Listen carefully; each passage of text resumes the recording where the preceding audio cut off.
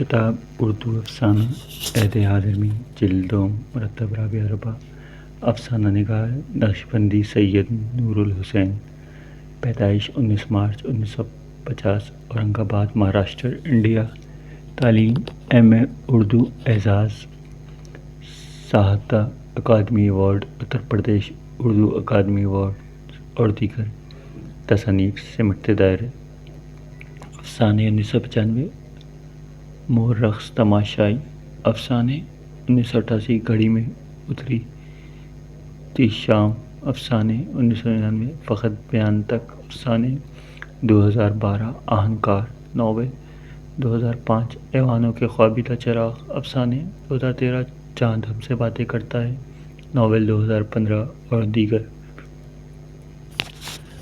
افسانہ سبزۂ نور رستہ کا نوحہ وہ رات کافی تاریک تھی اور بس اونچی نیچی گھاٹیوں سے بےتحاشا تیزی سے دوڑ رہی تھی۔ تقریباً سارے ہی مسافر نیند کی آغوش میں جا چکے تھے، لیکن میں جاگ رہا تھا۔ زندگی کا بیتا ہوا ایک ایک لمحہ یاد آ رہا تھا۔ میری نظریں اس شہر کو دوبارہ دیکھنے کے لیے بےتاب تھیں۔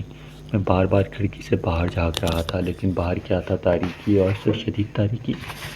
ایسے میں جب بھی مخالف سمت سے کوئی کار، ٹرک، پل یا بس آ جاتی تو ایک لمحے کے لیے منظر روشن ہو جاتا۔ سڑک کے طرف کھڑے ہوئے درخت تیزی سے بھاگتے ہوئے پیچھے پیچھے چھپ جاتے، جیسے کسی اجنبی مہمان دیکھ کر بچے منہ چھپائے دوسرے کمروں میں دپک جاتے ہیں۔ لیکن میں تو اجنبی نہیں ہوں۔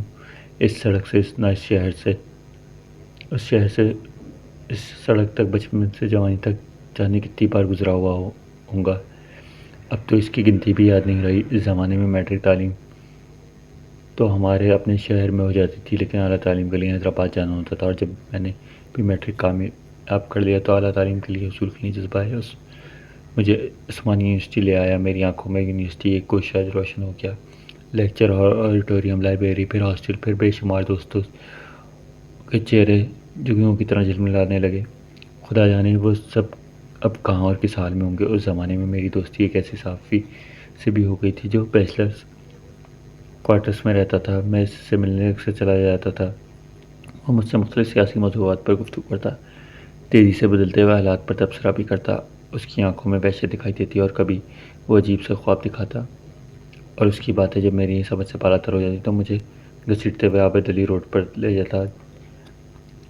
ہم برقعوں کے نیچے جھانکتے ہوئے گورے گورے خوبصورت پیروں کی زیارت کرتے۔ کبھی ہم دونوں یوں ہی بے مقصد گھومتے رہتے، کبھی کسی حسینہ کا پیچھا کرتے ہوئے بڑی بڑی دکانوں میں داخل ہو جاتے، بھاؤ تھاؤ کرتے، اور پھر جیسے داخل ہوتے ویسے ہی نکل جاتے۔ ان دنوں ہندوستان آزاد ہو چکا تھا، پاکستان کا خیمہ بھی عمل میں آ چکا تھا، لیکن ریاست حیدرآباد مجھے اپنی تمام تر شناخت کے ساتھ زندہ محسوس ہوتی تھی۔ ایک جھٹکے کے ساتھ بس رک گئی اور کنڈکٹر نے اندرونی لائٹس آن کرتے ہوئے اعلان کیا، یہاں بس 15 منٹ ٹھہرے گی۔ میں آہستہ سے بس سے نیچے اتر گیا۔ یہ کوئی ڈھابہ تھا، چائے کی پیالیاں کھڑکا رہی تھیں، کھانے پینے کا سامان سجا ہوا تھا۔ میں ایک کرسی پر بیٹھ گیا، بہرہ میرے لیے چائے لے کر آ گیا۔ میں سگریٹ کے دھوئیں میں چائے کی چسکیاں لینے لگا۔ ایکسکیوز می، اچانک کپ 160 سے ٹکرایا۔ میں نے نگاہیں اوپر کیں۔ ایک 18-19 برس کی ماڈرن لڑکی کھڑی تھی۔ جناب، آپ کے پاس 500 کا چینج ہوگا؟ میرے چہرے پر مسکراہٹ اور گئی، اور سامنے کرسی پر بیٹھی ہوئی گویا ہوئی، سردی بہت ہے اور مجھے چائے کی شدید خواہش ہو رہی ہے، لیکن میرے پاس چینج نہیں ہے۔ میں نے اسے جواب دینے کے بجائے بہرے کو چائے کا آرڈر دیا تو وہ جھپتے ہوئے بولی، آپ کیوں تکلیف کرتے ہیں؟ ویسے بھی رات کو دیر تک جاگتے رہتے ہیں، بھوک تو لگتی ہی ہے۔ جی درست فرما رہی ہیں آپ۔ پھر وہ قدرے بے تکلفی سے بولی، آپ اتنی رات گئے صرف چائے پینے کی خاطر بس سے نیچے کون اترے گا؟ آپ جو چاہیں منگوا لیں۔ میں نے دھوئیں کو ہوا میں اچھال کرتے ہوئے دیکھا اور پھر ٹیبل کے مختلف کھانے کی چیزوں سے سج گیا۔ میں نے سگریٹ کا ایک طویل کش لیا۔ جب اس نے کی طرف دیکھا تو اس کی آنکھوں میں شرارت اور گالوں میں مسکراہٹ مچل رہی تھی۔ مجھے اپنے آپ پر ہنسی آ گئی۔ یہ نئی نسل کی ماڈرن لڑکیاں عموماً اس طرح کی ایکٹیویٹی کرتی رہتی ہیں، یہ کوئی نئی بات نہیں ہے۔ آج میں شکار ہو گیا۔ میرے منہ سے دھواں نکل رہا تھا اور دھوئیں کی لکیروں میں کچھ چہرے بننے لگے تھے۔ سجاد حسین، سجاد حسین، سجاد حسین۔ کون سجاد؟ میرے قدم اسی جگہ پر ساکت ہو گئے۔ ارے اس طرح حیرت سے کیا دیکھ رہے ہو؟ وہ میرے قریب آ گیا۔ پہچانا نہیں مجھے؟ جی آپ اوہو، انجان بن رہے ہو۔ اس نے میری آنکھوں کے سامنے سے اپنا ہاتھ نچایا ہوں، سمجھ گئی ہوں، میں سب کچھ سمجھ گئی۔ اس نے دی بھٹکاتے کہا، اب تم کہو گے صفیہ سلطانہ بھی تجسس تمہیں دیکھتا ہوں تو لگتا ہے پہلی بار دیکھ رہا ہوں۔ جی میں شاید اس سے زیادہ کچھ کہنے کے لائق ہی نہیں رہا تھا۔ واہ جناب، کل شام کو میرے ساتھ بڑے زور کا عشق لڑائے تھے، آج یونیورسٹی میں قدم رکھتے ہی بھول گئے۔ اس نے میرے ماتھے پر ہاتھ مارا۔ دیکھیے محترمہ، آپ کو کچھ غلط فہمی ہو رہی ہے۔ اللہ، ارے صاف صاف کہو نا، یہاں اقرار کرتے ہوئے شرم آ رہی ہے۔ اس نے ایک دم میرا ہاتھ پکڑ لیا، لیکن دیکھو میں شرمانے والی نہیں۔ اور پھر اس نے وہیں سے آنکھ لگائی۔ آؤ دوستو، ان سے ملو، یہ ہیں میرے محبوب۔ اور پھر پرجاپتی گارڈن میں چھپی ہوئی ایک ٹولی نے مجھے گھیر لیا۔ واہ استاد، سکندر نے میری پیٹھ پر ہاتھ مارا۔ یہاں ہم فائنل میں پہنچ گئے اور ابھی تک کسی لڑکی نے ہمیں گھاس نہیں ڈالی؟ ارے جناب، محبت کے لیے کچھ خاص دل مخصوص ہوتے ہیں۔ جی ہاں جی ہاں، اختر خانم کی آواز ملاتے ہوئے اشفاق نے تائید کی۔ اب تو پارٹی شروع ہونی چاہیے۔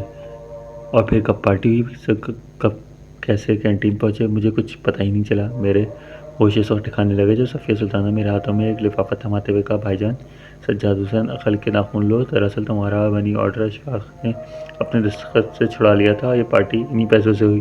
بخیر ایک لفافے موجود ہے، میرا خیال ہے اس رقم سے تمہارا مہینہ بھی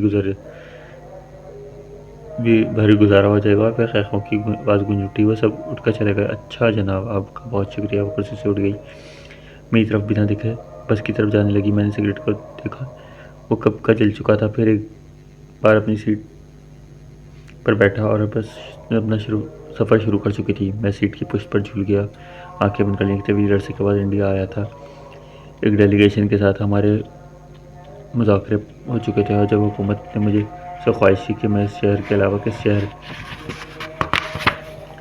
میں جانا پسند کروں گا تو سجاد حسین یہاں سے دیکھو، تو میں نے کہا میں کچھ دن یہاں گزار سکتا ہوں۔ میں نے تو بنا کسی تمیز کے اورنگ آباد کہہ دیا تھا۔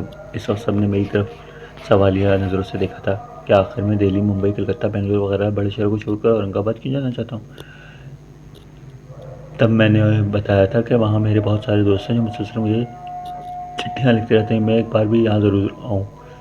مجھے فوراً اجازت مل گئی۔ میں نے اس وقت اپنے بچپن کے دوست سلطان خان کو فون کیا کہ میں کل صبح بس سے اورنگ آباد پہنچ رہا ہوں، باقی باتیں بالمشافہ ہوں گی۔ میں نے پھر ایک بار کھڑکی سے باہر جھانکا اور گزرے ہوئے وقت کا حساب میری آنکھوں سے روشن ہونے لگا۔ سقوط حیدرآباد، خون خرابہ، تباہ حال مسلمان گرفتاریاں، فرار کی کوششیں، اندھیرے میں ڈوبتا ہوا مستقبل، پھر پورے کنبے کے ساتھ ابا جان کی پاکستان کی جانب ہجرت، ریاست سے باہر نکلتے میرے سارے خاندان کی شہادت، میرا یک و تنہا کراچی پہنچنا اور زندگی کی پھر سے آباد کرنے کی تگ و دو۔ ویسے ان دنوں کراچی اجنبی محسوس نہیں ہوتا تھا، وہاں بھی قدم قدم پر ترکی ٹوپیاں، حیدرآبادی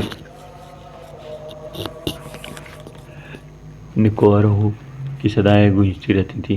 سڑکیں بھی ویسی ہی تھیں، میں جدھر بھی گزرتا عابد علی روڈ کا گمان ہوتا۔ میری عملی زندگی کا آغاز ایک چھوٹے سے روزنامے سے ہوا، پھر دیکھتے دیکھتے مختلف اخبارات میرا مخاطب بنتے گئے اور میں میڈیا کی آخری حد تک پہنچ گیا۔ پاک ٹی وی کے جنرل ڈائریکٹر کا عہدہ میرے ماتھے پر سج گیا، پھر مختلف اپنے ممالک میں کا نمائندہ بن گیا۔ عزت، شہرت، دولت کا خواب میرے طرح کا ہر نوجوان دیکھتا ہے، مجھے میسر آ گیا، اور آج زندگی کی ایک طویل مسافت طے کرنے کے بعد اپنے شہر لوٹ رہا تھا۔ میری آنکھوں میں کبھی میرے آبائی گھر آباد ابھرتا اور اپنے دادا دادی اور خاندان کے دیگر بزرگوں کو چلتے پڑھتے محسوس کرنے لگتا۔ کبھی کبھی بی بی کا مقبرہ اپنی آن بان شان دکھاتا، کبھی اصغر حسین کی دیوڑی میں شہتوت کے درختوں کے باڑ کے قریب دل دھڑکنے کی صدائیں محسوس کرتا، کبھی پنچکی کا آبشار ایک پوری رومانوی فضا قائم کر دیتا۔ کسی انٹر کالج کے در و دیوار میری شرارتوں کی یادوں کی پہچان تھے، کبھی میں اپنے آپ کو امام بارگاہوں کو مقدس فضاؤں میں پاتا۔ ایک ایک مندر کیسی کیسی یادوں سے دریچے کھول رہے تھے، اور میں ان مناظر میں بہتا ہوا کب نیند کی آغوش میں پہنچ گیا، مجھے پتہ ہی نہیں چلا۔ دادا جان، میں آ گیا ہوں۔ میں نے ادھر ادھر دیکھا، چنبیلی کا منڈے ہوا سفید پھولوں سے لدا ہوا تھا، سامنے گلاب کی کیاریاں تھیں، کوئلوں سے ڈھکا ہوا ایک ٹوکرا اور در انڈا جو کدو لکڑی کی جالیوں سے دھوپ چھن رہی تھی، سامنے بڑے حوض سے بطخیں تیر رہی تھیں۔ میں ورانڈے سے ہوتا ہوا تین کمانوں کے بالکل قریب پہنچ گیا۔ جالی والا دروازہ کھلا ہوا تھا۔ ارے یہاں تو دادا جان کا کمرہ تھا، تخت پر اب بھی اسی طرح جائے نماز بچھی ہوئی تھی، تسبیح اور کلام پاک رکھا ہوا تھا۔ میں سوچنے لگا یہ دادا جان کہاں چلے گئے؟ میں نے آہستہ سے اندر کا دروازہ کھولا تو کوئی نہیں تھا۔ یہ دادا جان کی لائبریری تھی۔ ساری کتابیں اسی طرح الماریوں میں بند تھی، رائٹنگ ٹیبل پر کاغذات رکھے ہوئے تھے، قلمدان بھی اسی طرح موجود تھا۔ میں نے جھک کر دیکھا، کاغذ پر لکھی ہوئی روشنائی بالکل تازہ لگ رہی تھی، جیسے ابھی ابھی کسی نے لکھا ہو۔ اندازہ شکستہ تھا، میں تحریر پڑھنے لگا۔ اللہ ہر جگہ موجود ہے اور اپنے بندوں کو رزق پہنچاتا ہے، بے شک میں اختیاری میری زبان سے نکلا۔ میری آنکھیں عقیدت سے بند ہو گئیں۔ وہ ہمیں پاکستان میں بھی رزق پہنچا رہا ہے، اگر تم پاکستان نہ بھی جاتے تو وہ یہاں بھی بھوکا نہ رکھتا۔ آواز میرے پیچھے سے آئی، میں تیزی سے پلٹا لیکن میرے پیچھے کوئی نہ تھا، البتہ ہمارا پالتو کتا ٹامی ہوڈی اپنے نوکیلے دانتوں سے مار رہا تھا۔ یہ کب آیا؟ میں نے اپنے آپ سے پوچھا۔ یہ گیا ہی کب تھا جو واپس آتا ہے؟ اس بار آواز میرے اندر سے آئی، سجاد حسین۔ ایک مدھم سے سرگوشی سنائی دی۔ میں نے سامنے دیکھا، آم کے درخت پر کیاریاں جھول رہی تھیں۔ سجاد حسین! پھر کسی نے پکارا۔ میں نے بائیں بازو دیکھا، کیاریوں میں پھول کھل رہے تھے۔ سجاد حسین! میں نے آسمان کی طرف دیکھا، بادل مست ہاتھیوں کے مانند جھومتے ہوئے چلے آ رہے تھے۔ سجاد حسین! میرے کانوں میں آواز پھر گونجی۔ میں نے نیچے دیکھا، زمین پر اسی طرح سبزہ لہرا رہا تھا۔ کمال ہے، سب کچھ ویسا ہی ہے۔ ہاں، یہاں بھی اور وہاں بھی، مگر تمہارے باپ کو یہاں یقین نہیں تھا۔ دادا جان آپ ہاں آ گئے تم، آؤ میرے ساتھ۔ جو ہی انہوں نے میرا ہاتھ پکڑا، مجھے گمان ہوا جیسے ایک دم ہلکا پھلکا سا ہو گیا۔ پھر ہم دونوں چلتے ہوئے نہیں بلکہ اڑتے ہوئے ڈھیوڑی کے بالائی حصے میں پہنچ گئے۔ سجاد حسین! یہ جگہ زمین سے اونچی اور آسمان سے نیچے ہے۔ میں یہاں روز آتا ہوں۔ میں حیرت سے ان کی طرف دیکھ رہا تھا، وہ بھی بنا پلک جھپکائے میری آنکھوں میں جھانک رہے تھے۔ میرے ہمراہ میرے سارے ہی پرکھے ہوئے تھے، مجھ سے سوال کرتے ہیں، پرکھے میرے سوال کرتے ہیں، ہماری اولاد اپنی تاریخ کو بھلا کر فرار کیسے ہو گئی؟ کیا وہ نہیں جانتی تھی کہ ہمارے بے حد اعلیٰ نہ تو کبھی حق سے منہ موڑا اور نہ حالات زندگی سے گھبرا کر فرائے پر اختر کی اور نہ ہی باطل کے ہاتھ پر بیٹھ کی تھی؟ بتاؤ، ہماری اولاد اپنے ورثہ کیسے بھول گئی؟ جواب میری زبان پر تھا، لیکن میں چاہ کر بھی میرے آواز حلق سے باہر نہیں آئی۔ سجاد حسین! ادھر آؤ، یہاں سے دیکھو، قبرستان ہے، مردوں کا مسکن ہے، لیکن تم کو یہ نہیں جانتے، جس مکان کو مکین چھوڑ کر چلے جاتے ہیں، وہ مکان آباد بستی میں ہوتے ہوئے بھی قبرستان بن جاتا ہے۔ قبرستان میں دل میں حدود آیا۔ جو ہی نظر اٹھائی، مجھے چاروں طرف خبریں ہی خبریں نظر آنے لگیں۔ میں نے ادھر ادھر دیکھا، کوئی نہیں تھا۔ میں زور سے چلایا، دادا جان، دادا جان، دادا جان، لیکن دادا جان بھی وہاں موجود نہ تھے۔ پھر میری آنکھوں میں اندھیرا بھر گیا۔ میں آنکھیں پھاڑ کر چاروں طرف دیکھ رہا تھا، لیکن مجھے کچھ بھی دکھائی نہیں دے رہا تھا۔ پھر میرا دل چاہ میں دھاڑ مار مار کر روؤں، تبھی اندھیرا چھٹنے لگا، آسمان سے تارے زمین کی طرف آنے لگے، ہر خبر نورانی چہرے سے باہر نکلنے لگے، بدن پر زرق برق لباس تھے۔ میں ان کے سامنے کھانوں کے خواہاں سجنے نعمتیں اترنے لگیں۔ میں نے دیکھا، قبرستان کے آخری سرے کی ٹوٹی ہوئی قبر سے کوئی بزرگ نمودار ہوئے، ان کے جسم پر لباس تار تار تھا، وہ آہ گریا میں مصروف تھے اور ان کی طرف سے کوئی دیکھتا نہ تھا۔ میں نے غور سے دیکھا، میرے ہر ایک تین چہرے وہ میرے ہی اپنے دادا جان تھے۔ مجھے جھٹکا ایسا لگا، میری آنکھ کھل گئی، بس رکی نہ ہوتی تو مسافر اتر رہے تھے۔ سامنے عدالت کی پرشکوہ عمارت کھڑی تھی، بس کے دروازے پر سلطان خان اور شبیر حسین کچھ لڑکے تھے۔ میں خوشی سے جھوم اٹھا، میں اورنگ آباد پہنچ گیا۔ میں نے اپنا سوٹ کیس اٹھایا، دیوانوں کی طرح جو ہی نیچے اترا، سب مجھ پر لپٹ گئے۔ شبیر حسین کو دیکھتے ہی میرے دل میں ایک ہوک سی اٹھی۔ میں نے اس کی پیٹھ تھپتھپائی تو گویا ہوا، بھائی آپ میرے پاس ہی ٹھہریں۔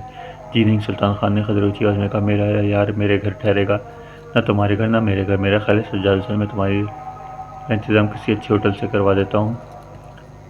ہیرا لال نے موقع کی نزاکت کو بھاپتے ہوئے واقعی لاجواب فیصلہ کیا تھا۔ پھر ہم سب ہوٹل کی طرف روانہ ہو گئے۔ ایک دوسرے کے گھریلو راز دریافت کرنے کے بعد جب ہوٹل کے کمرے میں پہنچے تو سلطان خان، ہیرا لال اور اس کے ساتھ وہ سارے لڑکے بھی چلے گئے جو مجھ سے ملنے آئے تھے۔ اب کمرے میں اور شبیر حسین ہی رہ گئے تھے۔ میں نے اس کی طرف غور سے دیکھا، اس کے چہرے پر وہ روب اب باقی نہیں رہا تھا۔ وہ کرسی پر خاموش بیٹھا اپنی لکڑی کی مٹی کو ہاتھوں گھما رہا تھا۔ میری زبان بار بار گڑبڑا رہی تھی، لیکن الفاظ زبان پر نہیں آ رہے تھے۔ شاید میں ہمت نہیں جٹا پا رہا تھا۔ وہ راز جسے میں ساری زندگی اپنی زبان پر نہیں لایا تھا، آج مچھلی کی طرح تڑپنے رہا تھا۔ میں نے سگریٹ سلگائی اور جلدی جلدی کش لینے لگا، کمرے میں دھواں پھیلنے لگا۔ آخر ساری اپنی توانائی سمیٹ کر میں نے ایک ادھورا سوال اچھال دیا، وہ کیسی ہے؟ شبیر حسین نے میری آنکھوں میں جھانکا اور پوچھا، کون؟ جی، وہ شمشاد جس کے بارے میں پوچھنا چاہ رہا تھا، اور نام وہ میری زبان سے ہی نکلا تھا، اور میں صرف اکلا کر رہ گیا تھا۔ شمشاد، انہوں نے اپنا چشمہ آنکھوں پر سے نکالا۔ کمال ہے، تمہیں شمشاد اب تک یاد ہے؟ اب انہیں کیسے بتا تاکہ وہی تو ایک ہماری رازدار تھی، اس کی تو ہم نے شادی کر دی، بیچاری کا سارا بچپن ہم لوگوں کی خدمت میں گزارا۔ انہوں نے کھڑکی سے باہر جھانکا۔ اپنے بال بچوں کے ساتھ قریبی دیہات میں رہتی ہے، کبھی کبھی ملنے چلی آتی ہے، اور ہاں، وہ شہتوت کے درختوں کی باڑ۔ شبیر حسین کے چہرے پر مسکراہٹ دوڑ گئی۔ اب میری باری تھی، لیکن اب شہتوت نہیں لگتے۔ میں نے گردن جھکا دی۔ کیسے لگیں گے شہتوت؟ بار آوری کے لیے محبت کا لمس بھی تو ضروری ہوتا ہے۔ میں دل میں بدبدایا، اور شبیر حسین، وہ جو ایک منڈوا تھا جس پر عشق بیچا کی بیلیں چڑھتی رہتی تھیں، وہ منڈوا تو ہے، لیکن اب کوئی عشق بیچا کی بیل نہیں ہے۔ خود ان کی آواز بہت دور سے آتی ہوئی محسوس ہوئی۔ وقت نے سب کچھ چھین لیا۔ اب وہ ڈیوڑی کا بہت بڑا حصہ کھنڈر اور ویران ہو چکا ہے۔ اس کے بعد ہم دونوں خاموش ہو گئے۔ میں نے کھڑکی سے باہر جھانکا۔ زندگی اپنے معمول پر دوڑ رہی تھی۔ میری آنکھ میں میرا تخیل تھا۔ دبلی پتلی خوبصورت سکینہ پورے خط کے ساتھ کھڑی تھی۔ اس کی آنکھوں میں بھی کئی سوالات جھلملا رہے تھے۔ اچھا، چلتا ہوں۔ شبیر حسین ایک دم کھڑے ہو گئے۔ پھر نہایت دھیمی لہجے میں انہوں نے کہا، آج محرم کی 9 تاریخ ہے، معلوم ہے نا؟ وہ میری آنکھوں میں عقیدے کی پختگی کو پرکھنے کی کوشش کر رہے تھے۔ شام میں مجلس ہے، ضرور آنا۔ میں نے اس بات میں گردن ہلا دی۔ میں شام سے پہلے آپ کے گھر نہیں آ سکتا۔ تمہارا اپنا گھر ہے، تمہیں تو ہماری ڈیوڑی ہی قیام کرنا چاہیے تھا۔ میں نے نظر جھکا دی، اور شبیر حسین آہستہ آہستہ ہوٹل کی سیڑھیاں اترنے لگے۔ میں انہیں دیکھ رہا تھا۔ وہ سکینہ ایک سیڑھی چڑھتی ہوئی میرے اندر داخل ہو رہی تھی۔ سکینہ نے برسوں تمہیں بھلانے کی کوشش کی، برسوں بعد تمہیں بھلا پایا، لیکن یہاں آیا ہوں تو لگتا ہے جیسے وقت کا پہیہ الٹا گھوم رہا ہے، اس نقطے پر آ کر ٹھہر گیا ہے۔ جو ہی میں پلٹا، اچانک میری نظریں قد اعظم آئینے پر ٹھہر گئیں۔ پھر ایک خے گونجا۔ عمر کا بوجھ سے جھکا ہوا ایک چہرہ مجھے طنز بھری نظروں سے دیکھتا رہا۔ سجاد حسین، آسودگیوں کی بے ڈھنگی سیڑھیاں چڑھنے کے خوف میں تم سے کیا کچھ نہیں نے رو ڈالا۔ اب تم وقت کو پکڑنے نکلے ہو، لیکن وقت اپنا فیصلہ کر چکا ہے۔ میری آنکھیں بھیگ گئیں، اور میں نے کسی بے جان کھلانے کی طرح اس جگہ ڈھیر ہو گیا۔ بہت دیر تک اپنے آپ سے لڑتا رہا، اور جانے کتنی دیر، اور نئے دائرے بنتے رہے۔ پھر جب ہوش آیا تو معلوم ہوا 4 بج رہے ہیں۔ میں جلدی سے نہا دھو کر تیار ہو گیا، پھر آٹو رکشے میں سوار ہو گیا، شہر کی مختلف شاہراہوں سے گزرنے لگا۔ سب کچھ بدل گیا تھا۔ شیروانیاں، ٹوپیاں غائب ہو چکی تھیں۔ نئی نسل نئے لباسوں میں ملبوس برف رفتہ دوڑ رہی تھی۔ سیمنٹ اور کنکریٹ کا جنگل پورے شہر میں پھیل چکا تھا۔ جس محل سے بھی گزرتا وہ میری ہی کہانی سنا رہا تھا۔ میں ٹاؤن سے ہال، وڈی لین، اور پھر مومن پورا سے منظور پورا تک آیا ہی تھا کہ اچانک مجھے یاد آیا کہ میرا ابا ڈیوڑی یہاں سے زیادہ دور نہیں ہے۔ میں نے رکشے والے کو رفتار دھیمی کرنے کا اشارہ کیا۔ مجھے چیری پورا سے لے کر آگے بڑھا رہی تھا تو مجھے وہ تاریخی پولیس چوکی نظر آ گئی جس کے اوپر مسجد بنی ہوئی تھی۔ اس کی پائن گزرنے والی گلی ہی مجھے میرے گھر تک پہنچا سکتی تھی۔ میں رکشے سے نیچے اتر گیا۔ مجھے اس چھوٹی سی گلی میں سے گزرنا تھا۔ ایک قدیم برگد کا درخت میرا استقبال کرے گا۔ جو ہی میں نے گلی میں قدم رکھا، برگد کا پرانا درخت غائب تھا۔ اس کے مقابل شبیر حسین کی ڈیوڑی اور امام بارگاہ عہد رفتہ کی یاد دلا رہے تھے۔ میں نے تیزی سے اپنے بھائی ڈیوڑی کی طرف بڑھا۔ میری آنکھوں میں پھر سے ایک بار ڈیوڑی کا بند نہ ہونے والا بند دروازہ، پھر چنبیلی کا منڈیر کو دیکھا ہوا برانڈا اور 3 کمانیں، دادا جان کا کمرہ، ان کا تخت، جائے نماز، کلام پاک، تسبیح، ڈیوڑی کا بھلا حصہ، سب کچھ سجے سجائے ابھرا ہے۔ میں تیزی سے قدم اٹھانے لگا، لیکن جو ہی گلی پار کی میری حیرت کی انتہا نہ رہی۔ ڈیوڑی غائب ہو گئی۔ ان کی جگہ ایک عالیشان 5 منزلہ عمارت مجھے منہ چڑھا رہی تھی۔ اس کے دروازے پر کھڑکیاں بند تھیں۔ مجھے شدید جھٹکا سا لگا۔ عقب کے امام بارگاہ سے نوحے کی گر کی آوازیں بلند ہو رہی تھیں۔ اے مسیح و عالم، خبر لیجیے، آخری ساز باقی ہے، بیمار میں المدح، ناخدائے جہاں المدح، کشتی زیست ہے آج منجدھار میں۔ میری آنکھیں بھر آئیں۔ میرے روم میں آوازیں گونجنے لگیں، دادا جان، میں آ گیا ہوں دادی جان، دادا جان، میں، لیکن کوئی جواب دینے والا نہیں۔ دروازے، کھڑکیاں بند تھیں۔ میرے اندر سے اٹھنے والی چیخیں آوازیں بن کر اندر ہی اندر گھٹ رہی تھی۔ میں بہت پہلے ہی اپنے خاندان پر رد ہو چکا تھا، اب ریوڑی کا ماتم دار تھا اور دور سے مرثیہ خوانی گونج رہی تھی۔ میں غریب الفکر ہوں، تو ہے رئیس کائنات۔ احمد خواہ کی جانب ایک نگاہ التفات، محاورہ میرے خیالوں سے تیرا احسن ساتھ مجھ کو دے دے، میرے مولا ساغر علم حیات، وارث نہج البلاغہ، مصحب ناطق مدد، اے حسین ابن علی، اے فاخر کش رزاق مدد۔ میں نے نظریں اوپر اٹھائیں، آسمان کی طرف دیکھا۔ میرے سارے ہی پرکھوں کی روحیں ٹوٹی پھوٹی خبروں میں چلی گئیں۔ اچانک میرے اندر ایک شور اٹھا، ہمارے لیے تو ٹوٹی پھوٹی خبریں بھی باقی نہیں رہی ہیں، خبریں وہی ہیں باقی رہتی ہیں جن کے ورثہ حاضری دیتے ہیں۔ اب ہمیں تو نہ تو آواز دیتا ہے، نہ ہی ہمیں کوئی ڈھونڈنے کی کوشش کرتا۔ اب ہمارا کوئی پتہ نہیں۔ میرا دل چاہا دہاڑے مار مار کروں، لیکن میں رو بھی نہیں سکا۔ میرے کانوں میں آوازیں گونج رہی تھیں، ہائے امام مظلوم، آپ کے عزیز اور چہیتے باقی نہ رہے، ہائے امام مظلوم، آپ سے آپ کا مدینہ چھن گیا، ہائے امام مظلوم، آپ کی سکینہ بے سہارا ہو گئی، ہائے امام مظلوم، آپ کا سب کچھ لٹ گیا، ہائے امام مظلوم، آپ کس پر صبر کریں گے۔ میں غم سے نڈھال بہت دیر تک تختے کی حالت میں ڈوبا رہا، اور پھر بھوجے قدموں سے چلتا ہوا جیسے ہی امام بارگاہ میں داخل ہوا، ماتم میں اپنے نقطۂ عروج پر تھا۔